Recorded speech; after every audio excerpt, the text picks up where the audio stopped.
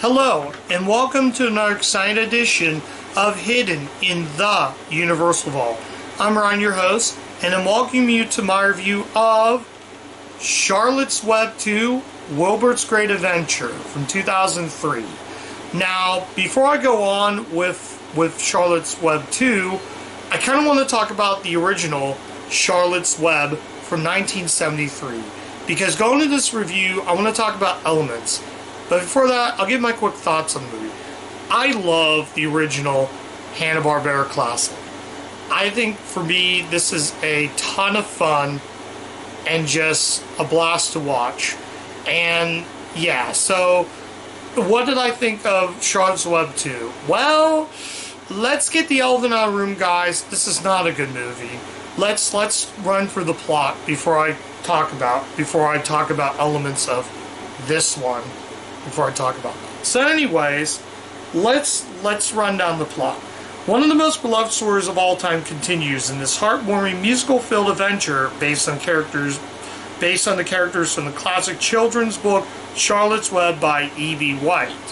Okay, that's fine. With colorful new characters, 4 brand new songs, and an important message about friendship. Yeah, I'll get to the important message about friendship and the individual.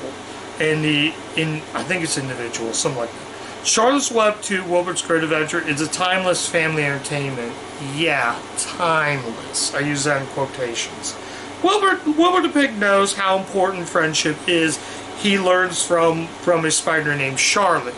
Yeah. So when Wilbur meets Carnigan, I'll get to Carnigan in a bit, a lonely lamb Wilbur imitates, makes him his friend. Wilbur shows Carnigan the joy of farm life and introduces him to three special spiders. Nala, Arena, and Joy, Charlotte's daughters. When Farmer Zuckerman suddenly sells Carnigan to another farmer, there's a lot to talk about. Wilbur realizes what he must do.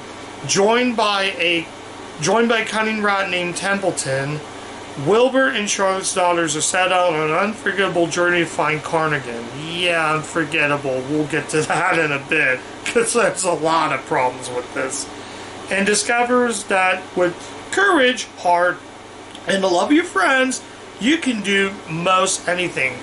Yeah, right. So anyways, let's run down the cast in this, because most of this cast, and I just want to let you know, Nickelodeon also made this, and I'll tell you why it was made by Nickelodeon in a bit. But it was made by Universal, and it was released by Paramount under their 90th anniversary, which is kind of weird seeing that logo in a film that came out in 2003. But anyways, not talking about logos. So the movie features voice of Julia Duffy as Charlotte, David Banner, but not Banner, Brandon as Wilbur, Charles Adler as Templeton, Harrison Chad as Carnigan, Amanda Bynes as Nella, Addie McAfee as Joy, and Maria Bamford as Arena. With screenplay by Cliff Ruby and Elise Lazar, and produced directed by Mario Pilza. I hope I pronounced that right. Yeah, now I got all the cast, crew, and plot, let's talk about the film. So, I'm going to kind of reference the original Charlotte's Web going into this review, because there are elements I want to talk about back and forth. If you can hear an AC running, I do apologize, but it's like, I don't want to be sweating during this, so just ignore the AC. And anyways, so the original Charlotte's Web, like I said, it's a Hanna-Barbera classic, and that movie came out in 1973, as I said before. But the movie is just so timeless. This, I don't feel like I'm getting anything. So right out the beginning, the spoiler for an old film, Charlotte does die, and now we get the 3 daughters. At the end of the first film, the 3 daughters of Charlotte appears. So that kind of leaves, and yeah, that kind of sort of leaves in cliffhanger. Here, the daughters are just so forgettable whatsoever. And now, Wilbur was actually voiced, in this one was voiced by David Bernard, as I said before. In the original film, it was Henry Gibson. For those who don't know, Henry Gibson appeared in Joe Dante's The Burbs as Crazy Doctor, a movie I covered on the channel. So, that's, yeah. So, then we also, right at the beginning, we get Templeton. Charles Adler in this, Paul Lynde in the original. The problem I have with Charles Adler is a good actor. He's miscasted as Templeton. He doesn't have that cunning voice that Paul Lynde's performance as Templeton. When I picture Charles Adler's Templeton, I just picture Ickis or Buster Bunny. I don't picture Templeton. With Paul Lynde's performance as Templeton the original, I picture Templeton. I don't picture Paul Lynde, but I picture Templeton. Here I just picture Charles Adler being Charles Adler. He was also Mr. Big Head in Rocko's Modern Life, my favorite Nicktoon. But I don't know. So we also get Fern in it, and I want to kind of get the elephant out of the room. Let's talk about the animation. Sometimes the animation can be good, like the backgrounds and whatnot can be good. It's just your character designs. They do this sort of weird thing that they have. I'll show you the scene in next card.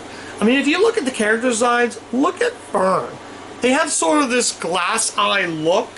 I mean, Wilbur looks okay, but Fern, to be honest, there's scenes where they show where you zoom out the Fern, it just looks scary. The problem is they do this like glass eye, fish eye effect, and half the characters don't really look all that good, especially with Templeton. I mean, if you look at Templeton on the cover right here, I'll show you right there. Maybe you'll see some photos. Look at the design of him. He just looks... something's not right. And if you look at the original Charlotte's Web, there is your Templeton. So how does it go from this to this? Is something I may never know. So, we also get Fern. They also go back to the fair, just like in the original. We get the spiders that Charlotte meets, that not Charlotte, but Wilbur says at the beginning about Charlotte. So that was left out. That was from the end of the original. So I'm trying not to make this video so long, but there's just so many flaws. Let's talk about the new addition to this movie, and that's Carnigan the Lamb. He's voiced by Harrison Chad. Some of you know him as the voice of Boots the Monkey in the Nick Jr. series Dora the Explorer. Also, the reason that this got the Nickelodeon logo slapped on the back and at the end credits is because they're Nickelodeon stars. 5 of them. So we got Harrison Chad from Dora, Nick Jr.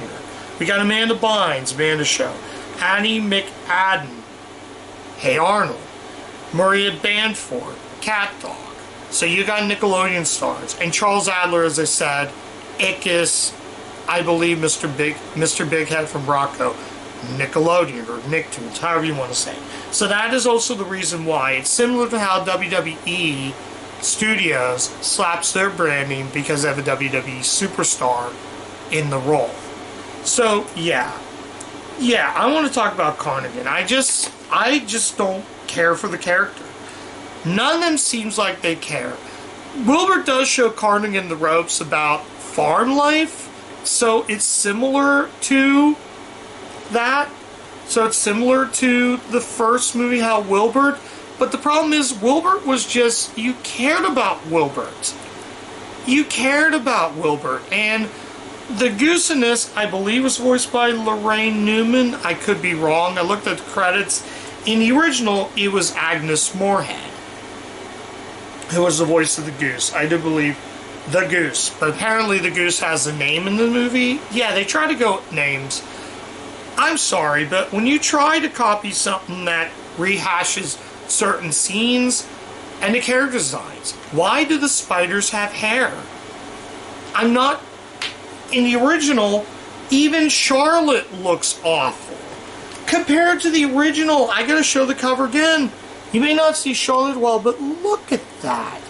That is some great animation. I don't have the original VHS. I couldn't show you how Charlotte looked like, but Charlotte did not have hair.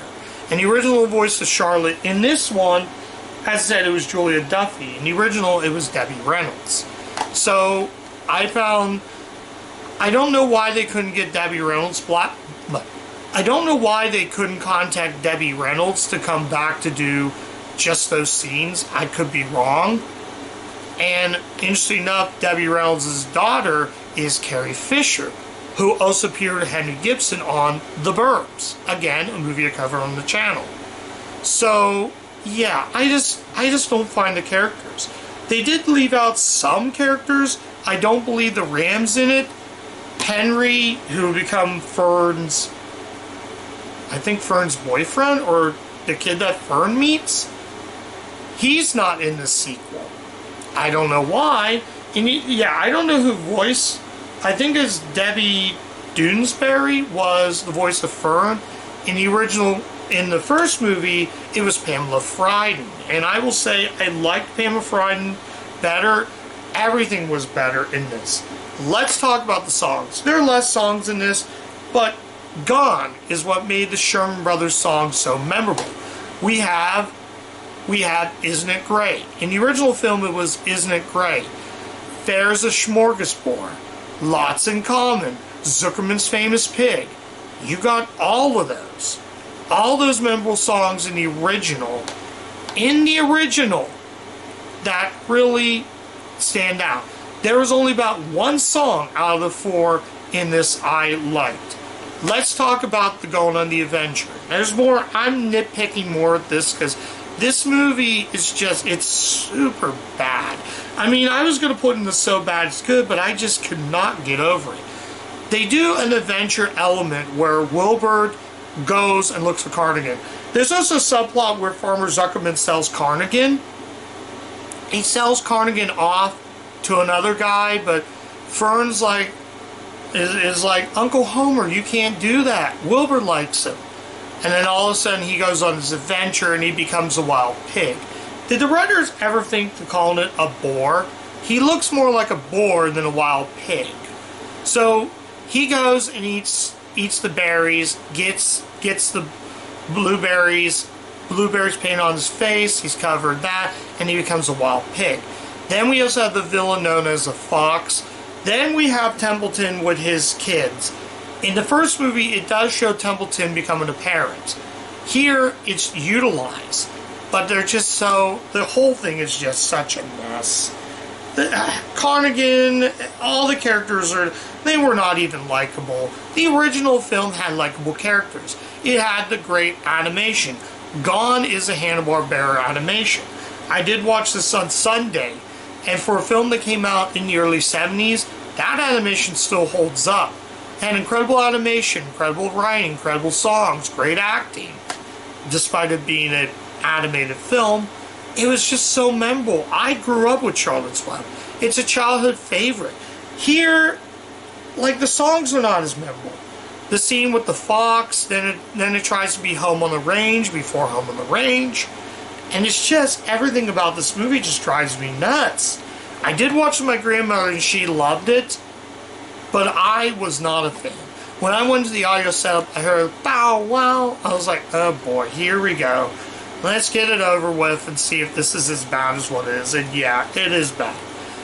I'm going to keep this movie regardless, guys. It's just painful watch from start to finish. It's not bad. I just do not like this movie. But I'm sure a lot of you probably will get into this. But like I said, they go on an adventure where it feels almost like the direct-to-video Land Before Time movies. There's just, everything about this movie is a complete mess from start to finish. Sure, if you like it, that's fine. But it's Charlotte's Web. Give me a sequel. In fact, I will say this, the remake with Dakota Fanning comes dead second.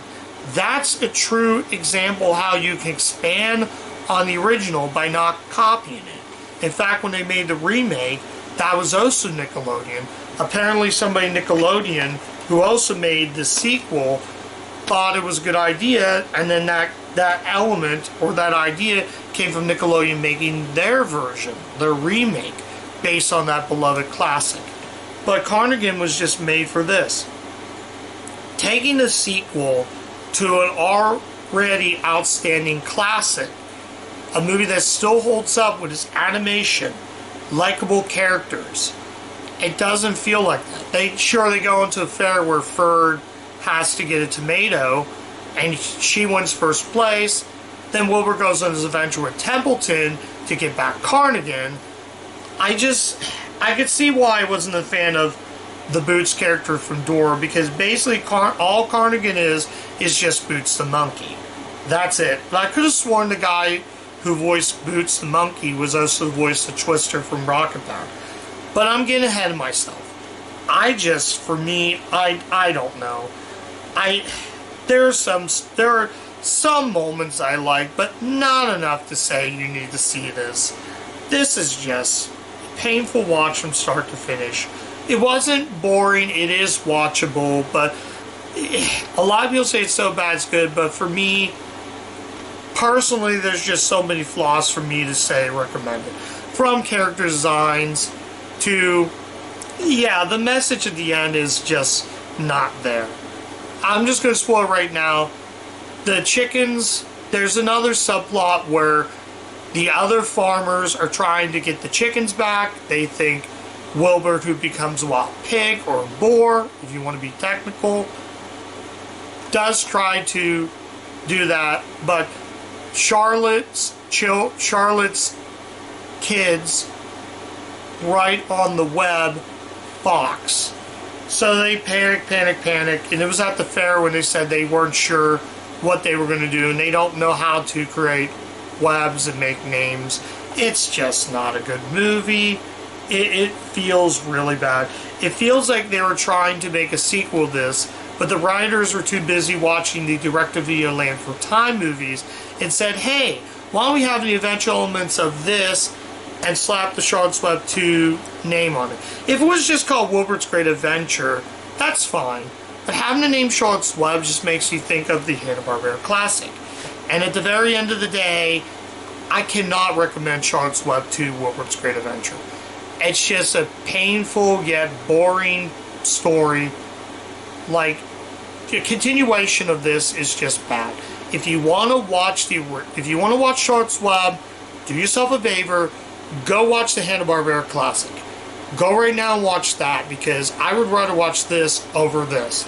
Like I said, it's too bad, but it's just your character designs and that fisheye, glass eye style just does not work. Sometimes it works, but it doesn't. In fact, I even say that the remake from 2006 is a dead second. I'd say go watch that, go watch the original, or the Dakota Fanning remake, and you'll have a better time there. That movie was actually more close to the book, what E.B. White's story, than this movie was just tacked on. They said, hey guys, why don't we copy this movie and slap Charlotte's Web 2 on it? I'm going to tell you right now, this is going to be on my worst list. It's just boring. And I am going to keep it just for completist reasons. But I do not see myself go back and watch this. I have the original, I have the remake. Why not just have the second one to say I have it? But I'm glad I watched it. And to have a 90th anniversary logo made from 2003 may not seem minor, but it just seems weird. But yeah, I'm going to say right now, please do yourself a favor and avoid this movie. It's not worth watching.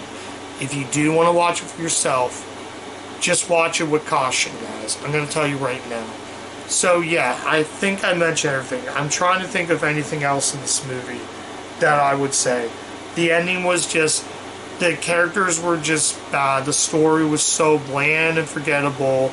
The animation was wretched at times. It's just, I know a lot of people grew up with this and I was on Letterboxd, but for me, it's just not a good movie. I personally rather go back and watch the original Charlotte's Web. It is great, it's fun, and I can easily recommend that version over the sequel and even the remake, which I don't have the remake with me right now. It's in my Nickelodeon shelf right there. So if you see the Universal logo or the Nickelodeon logo and say, hey, this is going to be great. No, it's very bad. And I can see why. I just, like I said, Cardigan just drove me nuts. The songs are just so bland forgettable. All those classic songs that the Sherman Brothers made in that original are just so timeless. my favorite song in that movie was Affair's a Smorgasbord. The colors remind me a little bit of the name entry music in Toy Pop. I don't know why. They try to do the fair setting when they go back to the fair, and it just goes right off the bat when they try to have Wilbur go on an adventure to basically copy elements of the direct-to-video Land for Time movies. It makes really no sense. Let's go ahead and rate it, guys. Let's go ahead and rate Charlotte's Web 2. I'm going to give Charlotte's Web 2 a 2 out of 5. It's really sad when you have a sequel. This was, like I said, another toughie, but when you have a sequel that doesn't hold up to what the original did, and you have characters that are just super bland and forgettable in Charlotte's Web 2, that takes away from that, it's just a painful watch. From character animation to a paper-thin plot to songs that were just not very good. They weren't as annoying as Land for Time songs for the second one, but they just were not good. I'm glad they only did 4 songs, because if we had more than that, this would have been dropped down lower. But I'm trying to see if they had, how many songs? Yeah, 4 brand new songs. Yeah, those songs are bad. A message that makes no sense. Oh, by the way, at the end of the film, they do catch the fox. And Fern comes over to take all the stuff and off of Wilbur to say that's Wilbur. So he tells Farmer Zuckerman, and yeah, that's pretty much it. Wilbur gets cleaned up, and then Carnigan comes back and visit. Yeah, that's just. I'm not going to talk more about this movie. If you do want to watch for yourself, watch with caution, because this is not a good movie. For me, I just cannot recommend this. I really was hoping this was going to be a continuation. I thought, okay, maybe it was. But after hearing that song, I saw it on I rented the Wild Thornberrys movie in VHS, and I heard that song.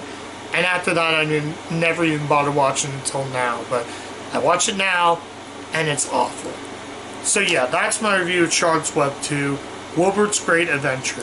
Thank you guys so much for watching. If you do like the content of the channel, like, comment, subscribe, click the bell, ring the bell to get all my video notifications so you don't miss a single video.